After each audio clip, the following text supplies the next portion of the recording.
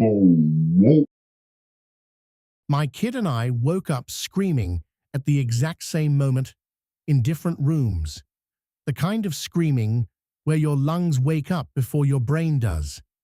I was downstairs on the couch, tangled in blankets. My kid was upstairs in bed. And suddenly, the house filled with screaming, raw, panicked, echoing through the walls. Mine, theirs, call and response terror in the dark. My husband jolted awake, trying to figure out which nightmare to run toward first. 2 floors, 2 nightmares, 1 very alarmed man. But the strange part came later, when everything finally went quiet, and we compared what we saw. Same dream. A dark shadow standing in the room. Not moving at first, just there. Too dark, too still, watching. Then slowly, impossibly slowly, it started creeping closer. Each step, dragging out the moment, like the air itself was tightening. Closer to the bed, closer to the screaming.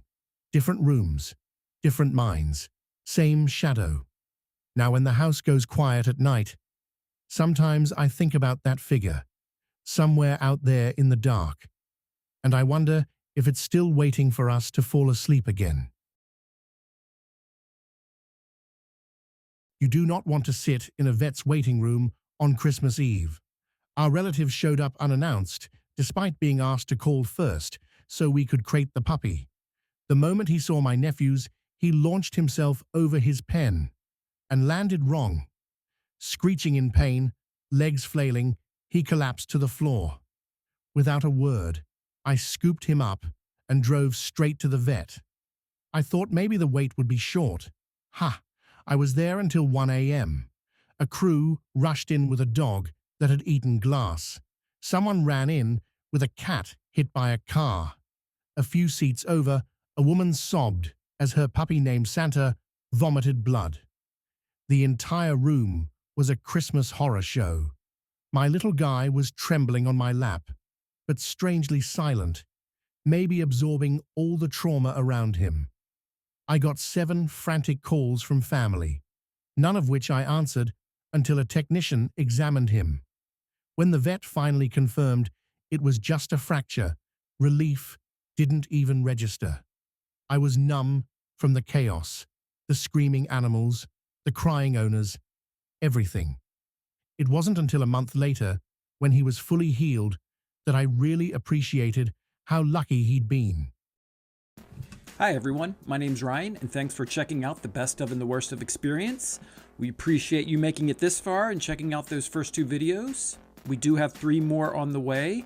If you like what you're seeing so far, please like, subscribe, comment, any of that good stuff, and I'll see you guys in a few. Bye. The first time my husband took me camping, I realized I loved him, but I hated nature. When Shenandoah National Park came into view, rolling blue ridges, endless trees, he squeezed my hand like he'd brought me somewhere sacred. All I could think about was the complete absence of plumbing. He moved around the campsite with effortless joy, pitching the tent, stacking firewood, whistling like he was starring in a commercial for rugged happiness. Meanwhile, I was doing survival math. How many wet wipes does it take to feel remotely human? That night, zipped into a sleeping bag that felt like a padded coffin, I listened to the forest breathe. He called it peaceful. I called it loud. Every snapping twig felt targeted. Every bug bite felt personal. He kissed my temple and whispered, "Isn't this perfect?" I said yes. I lied. Something small shifted in me on that trip. Not enough to leave him. Just enough to understand that loving him did not include loving this. Years later, he takes the kids camping every fall. They come home muddy and glowing. He brings the wilderness to them. I stay home and keep up with the housewives. It started on my 10th birthday. My parents handed me a stack of bills like they were sending me on a quest. "Go do something fun," they said. I didn't hesitate. I sprinted to the theater where the marquee glowed with the Goonies, shining like a neon treasure map made just for me. The first viewing blew my mind. Pirate ships, secret caves, the truffle shuffle. My brain practically sparked. I clutched my popcorn like it was gold, spilling half of it because excitement ignores gravity. I walked out grinning like I'd found the treasure myself. I went back the next day, and the next. By the fifth showing, the staff knew me. "Back again?" the snack guy asked, already adding extra butter like it was a medal of honor. I nodded proudly. I felt unstoppable. Then the money ran out. So I created Operation Chore Hustle. Vacuuming became a jungle trek. Laundry was a mountain climb. Dishes were a raging river. Every coin earned was another step back to that glowing screen.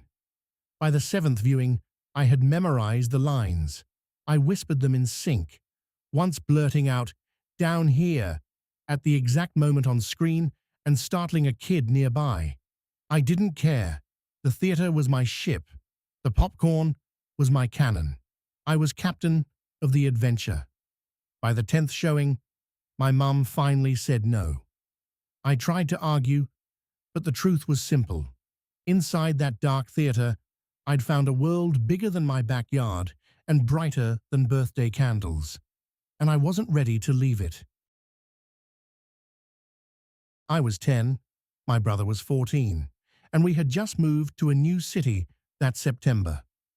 By November, my bike had already been stolen from the school rack, so I told my parents, very clearly, that I wanted a shiny new 10-speed, just like my older brother's.